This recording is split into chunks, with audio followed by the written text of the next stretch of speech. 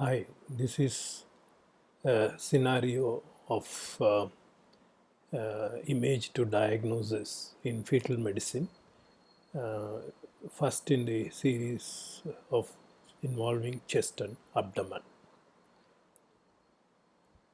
Oh, this is 28, 9 or 30 week fetus came for anomaly scan, and these are the images.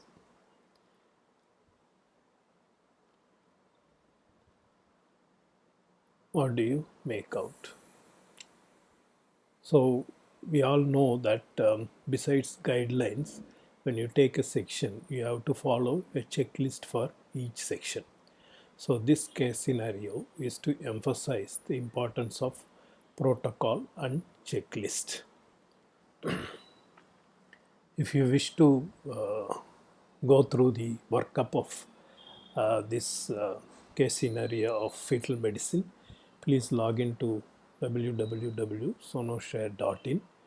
Go to click on the uh, categories to go to the section on image to diagnosis fetal medicine.